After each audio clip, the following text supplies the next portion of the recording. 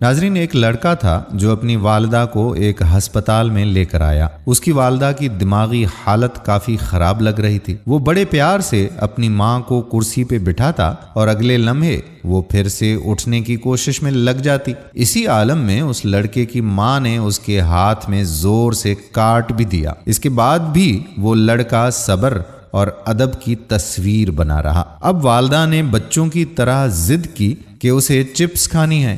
وہ لڑکا والدہ کو بہلا کر باہر گیا اور پھر ان کے لیے چپس لے کر آ گیا۔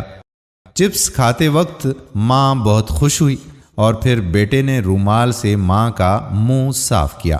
یہ سب کچھ ڈاکٹر صاحب بڑی حیرت سے دیکھتا رہا۔ جب اس لڑکے نے والدہ کو چیک اپ کے لیے ڈاکٹر کے سامنے بٹھایا تو ڈاکٹر نے اس سے پوچھا کہ بھائی یہ تمہاری کیا لگتی ہیں؟ اس نے جواب میں کہا کہ ڈاکٹر صاحب یہ میری والدہ ہیں۔ ڈاکٹر نے سوال کیا کہ ان کی یہ حالت کیسے ہوئی تھی؟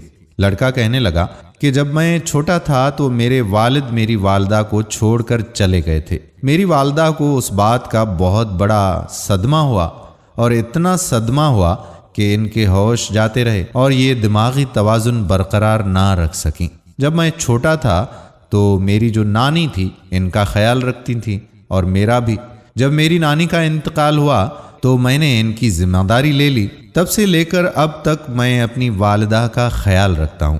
ڈاکٹر کہنے لگا کہ یہ تو آپ کو پہچانتی ہی نہیں ہے۔ لڑکا کہنے لگا کہ ڈاکٹر صاحب یہ مجھے نہیں پہچانتی۔ یہ بات میں مانتا ہوں کہ میں ان کا بیٹا ہوں، مگر میں تو اس بات سے باخبر ہوں نا کہ یہ میری ماں ہے۔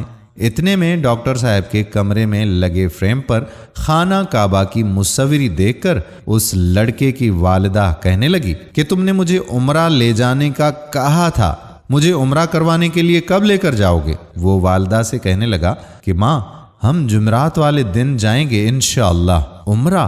ڈاکٹر بولا ان کو اس حالت میں عمرہ کے لیے لے جائیں گے، آپ کو کافی دشواری ہوگی نا؟ لڑکا کہنے لگا کہ ڈاکٹر صاحب میری والدہ مجھ سے جب بھی عمرہ جانے کی درخواست کرتی ہے تو میں انہیں لے جاتا ہوں، اور تو اور میں رات کو جب سو جاتا ہوں تو اپنے پیر کے ساتھ ان کا پیر باندھ کر سوتا ہوں تاکہ یہ اپنے آپ کو نقصان نہ دیں۔